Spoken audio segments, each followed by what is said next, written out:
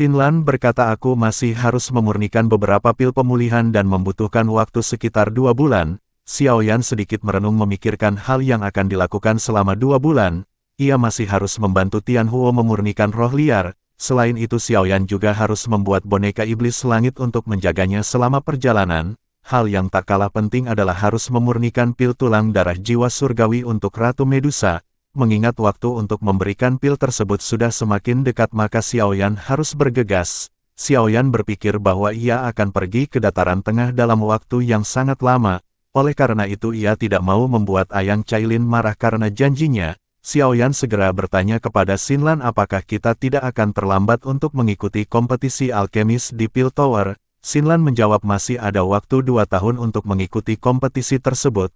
Kompetisi Grand Meeting Pil Tower juga merupakan hal yang paling penting bagi Xiaoyan mengingat jika berhasil masuk ke 10 besar maka ia akan memiliki kesempatan untuk mengambil 3000 Burning Flame. Xiaoyan tidak ingin melewatkan semua hal yang penting dan harus mempersiapkan semuanya dengan sangat baik terlebih akan ada banyak alkemis dengan kejeniusan yang luar biasa di sana.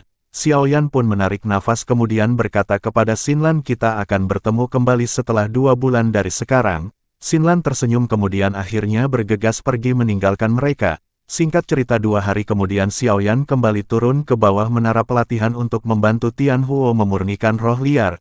Tak lama Tianhuo pun keluar kemudian berkata saat ini kekuatanku masih sangat lemah. Aku akan meminjam bantuanmu untuk memurnikan roh liar tersebut. Xiaoyan pun segera berkata aku akan melakukan semuanya sebaik mungkin. Tianhuo tersenyum kemudian berkata saat ini aku akan meminjam Fallen Heart Flame darimu. Dengan segera Xiaoyan pun menjentikkan jarinya dan Fallen Heart Flame melesat ke arah Tianhuo. Melihat tindakan Xiaoyan yang tanpa ragu memberikan Fallen Heart Flame membuatnya merasa senang. Tianhuo berkata karaktermu sangat cocok dengan apa yang aku inginkan. Tampaknya kepercayaan Tianhuo terhadap Xiaoyan saat ini mulai bertambah seiring berjalannya waktu. Menanggapi hal itu Xiaoyan hanya tersenyum sebelum akhirnya Tianhuo bersiap dengan cincin penyimpanannya. Tak lama Tianhuo mengeluarkan energi liar yang berbentuk kabut hitam berdarah. Kabut ganas tidak menyerang mereka melainkan berusaha melarikan diri ke arah pintu keluar dari magma. Tianhuo segera membentuk api tak terlihat menjadi jaring yang menutupi lubang pintu keluar. Kabut pun tak berdaya dan segera menghentikan lajunya menghindar dari jaring yang menutup pintu. Tianhuo segera melesatkan jaring ke arah kabut dan merubah bentuk dari api menjadi serigala. Terkaman kuat serigala membuat kabut tidak mampu bergerak untuk melepaskan diri. Setelah itu Tianhuo membungkus kabut dengan nyala api tak terlihat membuat kabut mengerang kesakitan. Kabut liar berusaha melawan membuat Tianhuo agak bergetar. Tianhuo pun segera meminta Xiaoyan untuk mengalirkan doki ke api tak terlihat. Tanpa basa-basi Xiaoyan segera mengalirkan doki dengan jumlah yang besar membuat kabut kembali ditekan. Setelah agak lama kabut pun kembali mengecil sebelum akhirnya berubah menjadi gas yang tidak memiliki kecerdasan. Tianhuo pun melepas nafas lega kemudian membentuk api tak terlihat menjadi sebuah kuali. Xiaoyan merasa takjub dengan keahlian Tianhuo dalam pengendalikan api. Xiaoyan berpikir bahwa Tianhuo memang layak menjadi seorang douzun yang sangat kuat. Tak lama setelah itu Tianhuo mulai memurnikan kabut dengan kuali yang terbentuk dari api tak terlihat. Tianhuo meminta Xiaoyan untuk terus mengalirkan doki ke dalam api. Xiaoyan pun mengangguk membuat Tianhuo merasa semakin senang. Proses berjalan cukup lama dengan Xiaoyan yang menjaga nyala api sementara Tianhuo beristirahat. Di sela-sela waktunya Xiaoyan mengeluarkan gulungan sekali boneka iblis langit dan mempelajarinya. Setelah selesai Xiaoyan pun memasukkan gulungan dan mengeluarkan botol giok yang berisi tubuh spiritual Han Feng. Xiaoyan bertanya kepada Han Feng mengenai keberadaan markas dari Aula Jiwa. Mendengar hal itu Han Feng meminta Xiaoyan untuk mengeluarkannya jika memang menginginkan informasi markas Aula Jiwa. Xiaoyan terdiam kemudian memasukkan api hijau giok ke dalam botol dan tak lama suara teriakan kesakitan pun terdengar. Han Feng kemudian berkata aku akan memberitahumu jika berhenti menyiksaku. Menanggapi hal itu Xiaoyan tanpa ekspresi kembali menutup botol dan melapisinya dengan api hijau. Tindakan Xiaoyan saat ini jelas ingin menyiksa Han Feng sebelum menghancurkan tubuh spiritualnya. Xiaoyan kembali memasukkan botol dan berfokus pada mantra api untuk menyerap energi alam di sekitarnya. Proses pemurnian tanpa terasa sudah berjalan selama 2 hari hingga akhirnya Tianhuo dan Xiaoyan sama-sama membuka mata. Tianhuo merasa sangat senang setelah pemurnian berhasil dengan sempurna. Tian Huo segera tertawa kemudian berkata, kamu telah benar-benar membantuku kali ini, jadi aku benar-benar memiliki hutang budi padamu.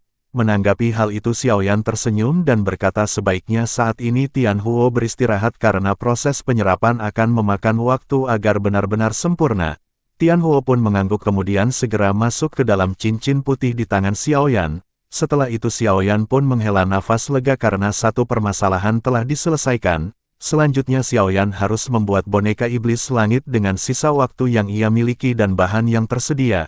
Dibutuhkan inti monster tingkat 7 kerangka seorang elit Douzong dan roh murni di tingkat yang tinggi. Selain itu ia membutuhkan beberapa logam tertentu untuk membuat boneka iblis langit. Beruntung saat ini Xiaoyan telah memiliki semua bahan yang diperlukan termasuk dengan kerangka elit Douzong. Akhirnya Xiaoyan pun duduk bersila kemudian mengeluarkan dua tubuh dari cincin penyimpanannya. Tubuh Yun San dan hantu iblis tua yang telah dibekukan berada di hadapan Xiaoyan. Xiaoyan memikirkan tubuh mana yang akan digunakan untuk membuat boneka. Xiaoyan seperti merasakan sesuatu ketika menatap Yun San dan jubah putih bergambar awan. Jelas sosok yang muncul di pikirannya adalah Yun Zi yang memiliki bekas di hatinya. Bagaimanapun Xiaoyan membenci Yun Zi yang telah membantu Yun San ketika Xiaoyan kabur. Hatinya masih menyimpan rasa kepadanya dan berpikir tidak mungkin baginya menggunakan tubuh Yun San untuk terus berada di sampingnya. Terlebih jika Xiaoyan berada di dataran tengah dan bertemu dengan Yun Zi yang juga berada di sana maka hal itu akan melukai perasaannya. Akhirnya Xiaoyan tak bisa melawan kehendak hatinya pun segera menarik kembali tubuh Yun San ke dalam cincin penyimpanannya. Setelah itu Xiaoyan membakar tubuh hantu iblis tua untuk mencairkan es yang menutupi tubuhnya kemudian setelah es menghilang api pun terus membakar dengan tujuan untuk menghilangkan jejak spiritual di dalam tubuh. Xiaoyan menyesuaikan suhu pembakaran hingga tidak membuat tubuh menjadi hangus. Dengan api hijaunya Xiaoyan membuat lubang seukuran jempol di dada dan kepala si mayat. Tak lama inti monster segera dikeluarkan dan ditempatkan di dada si mayat sebelum akhirnya ia mengeluarkan sebotol giok berisi roh protektor Ti. Roh pun dikeluarkan dari botol giok dan mencoba untuk melarikan diri namun hal itu percuma karena Xiaoyan langsung menangkap roh dengan api tak terlihat. Xiaoyan tersenyum dingin kemudian berkata aku akan membebaskan protektor Ti dari kesakitan. Melihat hal itu ekspresi protektor Ti pun seketika berubah menjadi ketakutan. Dengan segera api tak terlihat membakar protektor Ti menjadikannya roh yang tidak memiliki kecerdasan. Setelah itu roh pun dimasukkan ke kepala si mayat dan Xiaoyan segera mempersiapkan logam khusus dari cincin penyimpanan. Xiaoyan membagi api menjadi dua yakni untuk membakar tubuh dengan suhu rendah dan membakar logam dengan suhu tinggi. Proses berjalan cukup lama hingga akhirnya logam meleleh dan tubuh telah sempurna. Setelah itu Xiaoyan menggabungkan cairan logam ke dalam tubuh yang langsung menyerap. Setelah semua tahapan telah dilalui tibalah tahap terakhir untuk menyempurnakan boneka iblis langit.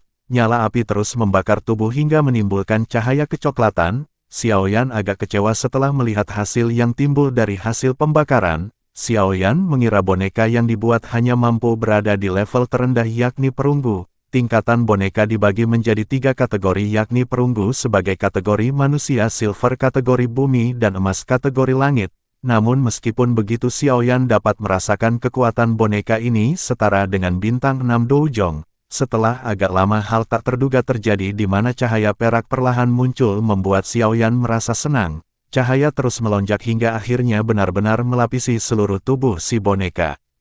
Proses pun selesai kemudian Xiaoyan segera meneteskan darahnya ke tubuh si boneka. Seketika mata hitam boneka berubah menjadi mata manusia normal dan mulai bergerak. Boneka segera berdiri kemudian berlutut di hadapan Xiaoyan menandakan semuanya telah berhasil.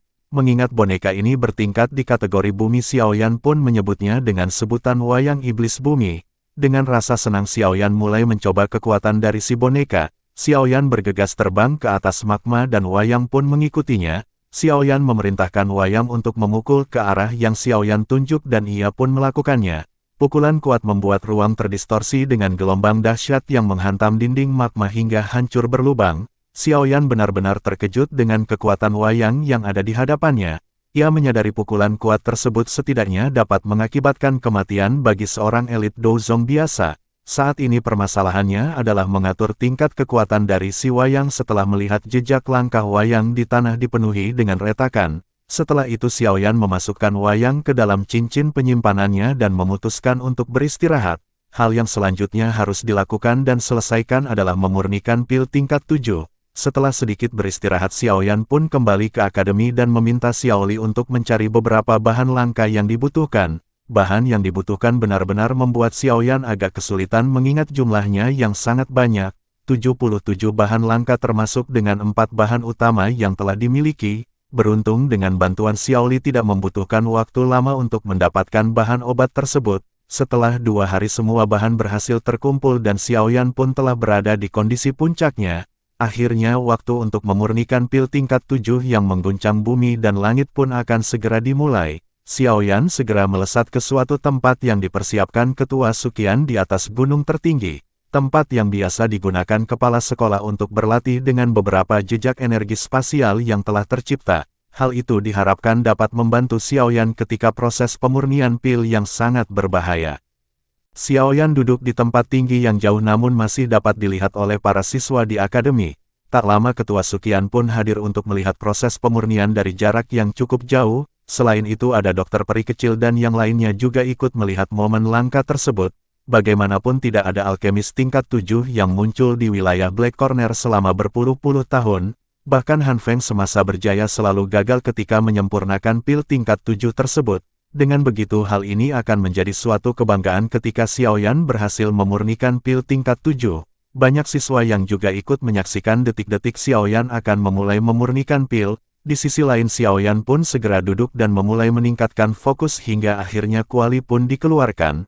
Api hijau segera melonjak masuk ke dalam kuali dan pemurnian pun resmi dimulai. Xiaoyan menyiapkan semua bahan yang dibutuhkan kemudian mengambil bahan penting utama yakni darah naga Ganoderma yang langsung dimasukkan ke dalam kuali. Proses berlangsung dengan waktu sekitar 1 jam hingga menghasilkan cairan kental yang dibutuhkan. Secara alami pencairan satu persatu bahan utama tidak terlalu sulit bagi Xiaoyan.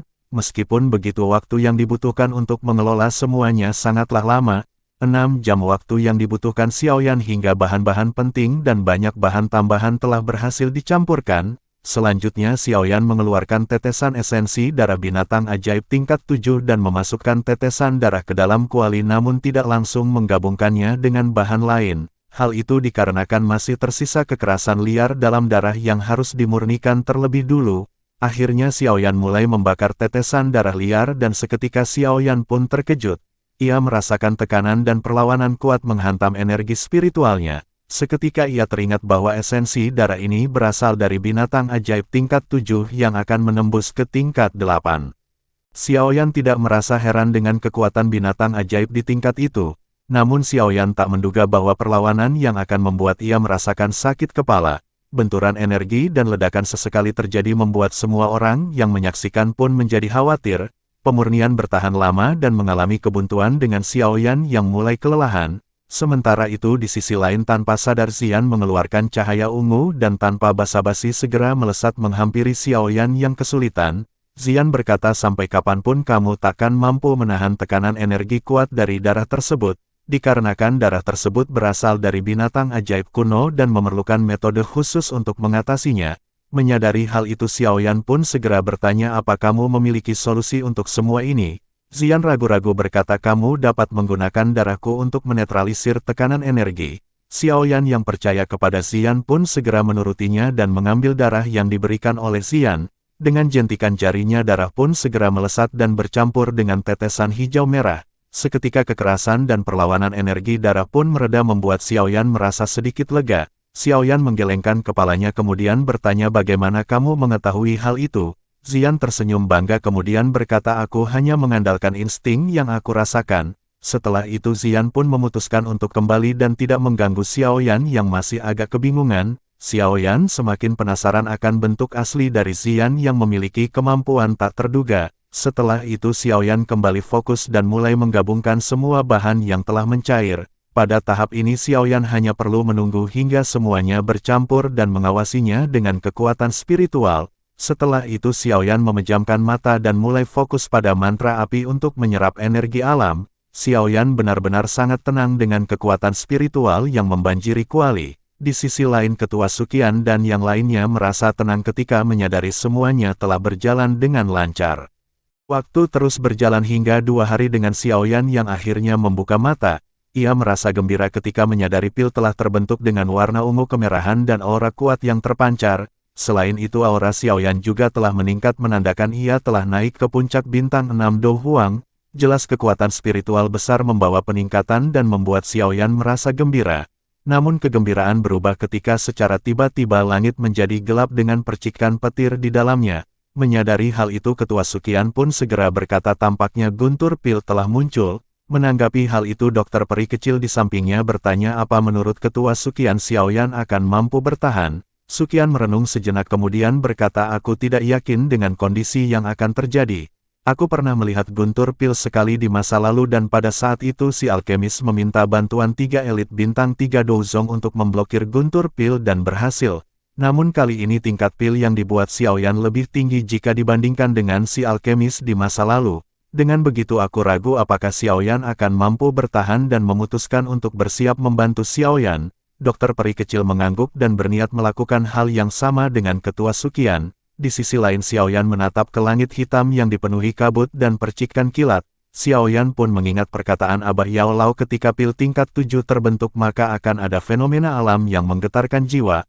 Abah Yao Lao berkata jika Xiaoyan telah mengalami hal tersebut maka ia dapat dikatakan telah lulus. Xiaoyan merenung sejenak kemudian bergumam bahwa ia telah mencapai titik ini namun sangat disayangkan guru tidak bisa melihatnya secara langsung. Setelah itu Xiaoyan pun bersiap menghadapi hantaman petir dan mengeluarkan pedang besarnya. Tak lama hantaman petir pun muncul dan Xiaoyan segera mengeluarkan teknik 6 aliran penguasa.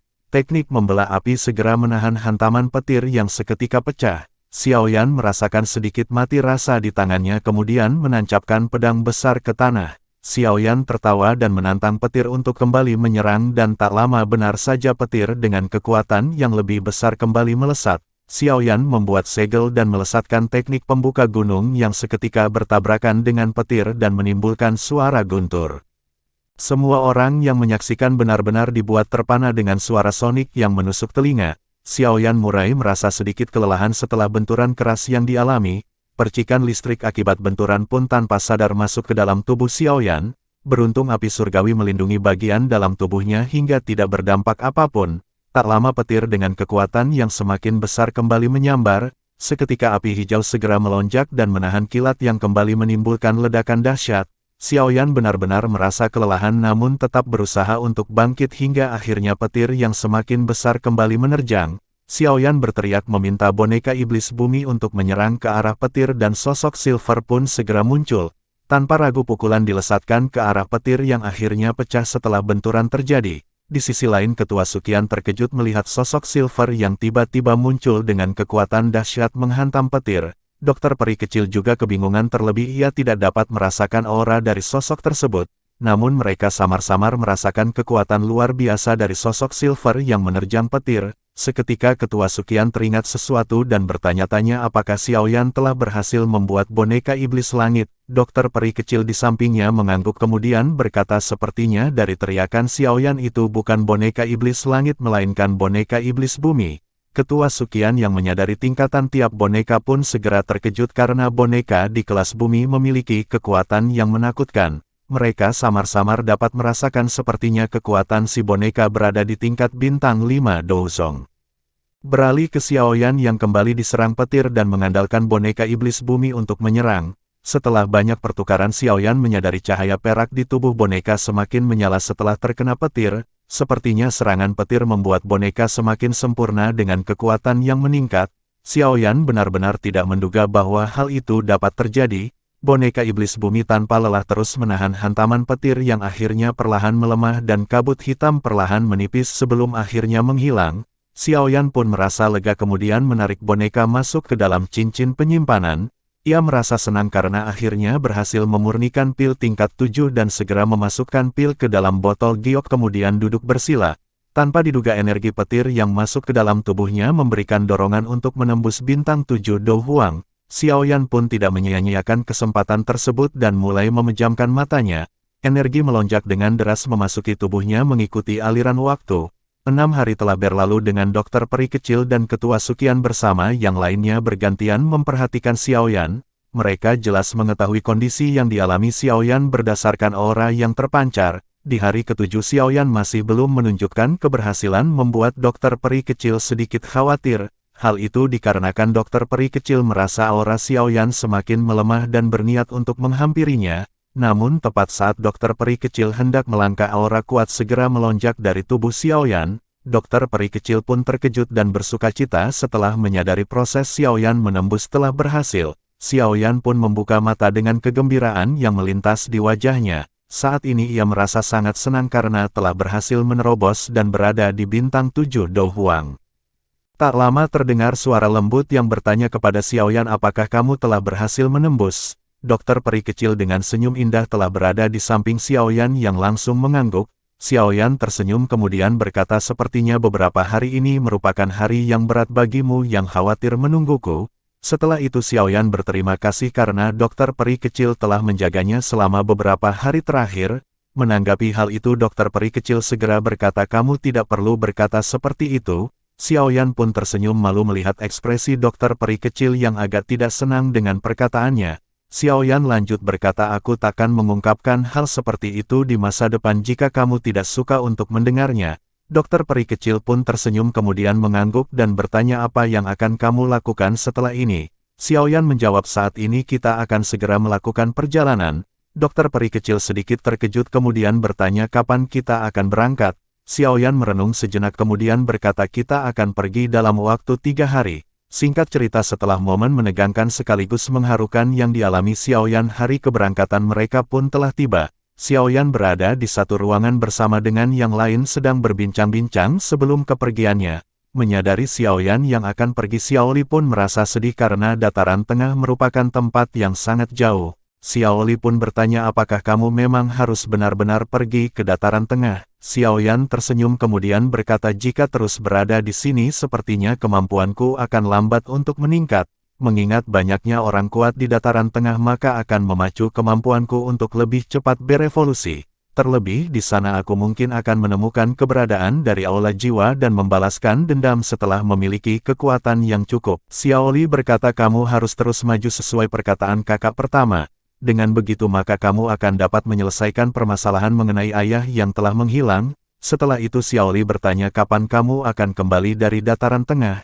Xiaoyan terdiam kemudian berkata, aku tidak tahu kapan akan kembali dari dataran tengah. Mendengar hal itu Xiaoli pun segera maju selangkah dan memeluk Xiaoyan kemudian berkata, aku percaya kamu akan baik-baik saja. Mendengar hal itu mata Xiaoyan pun memerah dan berkata, aku akan baik-baik saja, dan mengingat semua perkataan kakak kedua. Xiaoyan juga mengingatkan Xiaoli untuk selalu berhati-hati terutama dengan permasalahan Xiaoget.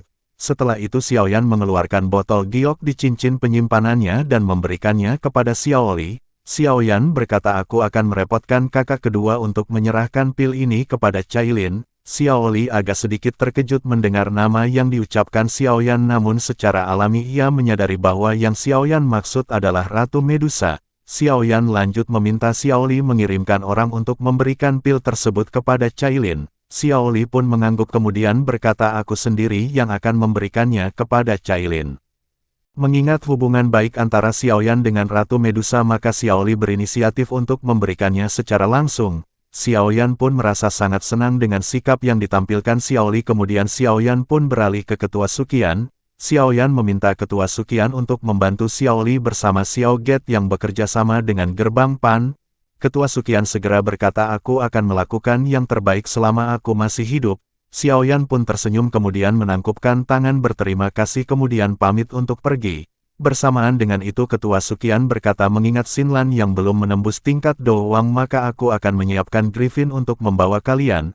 Merasa tidak dapat menahan harus Xiaoyan pun bergegas naik ke atas Griffin diikuti oleh dokter peri kecil Xian dan Xinlan. Akhirnya mereka pun segera pergi meninggalkan Ketua Suqian, Xiaoli dan yang lainnya. Tak lama Ketua Suqian pun berbalik dan bergumam apa yang akan terjadi jika Xiaoyan bertemu dengan kepala sekolah di dataran tengah. Setelah gumaman tersebut Ketua Suqian pun tertawa kecil membuat Xiaoli dan tetua lain merasa keheranan. Sementara itu di sisi lain Xiaoyan, dokter perkecil Xian dan Xinlan pun memulai perjalanan panjang mereka ke dataran tengah. Senyum dan harapan memenuhi wajah Xiaoyan dengan banyak pikiran di dalam kepalanya terlebih akan adanya banyak manfaat ketika telah berada di dataran tengah dan bayangan Sun Er pun terlintas di benak Xiaoyan.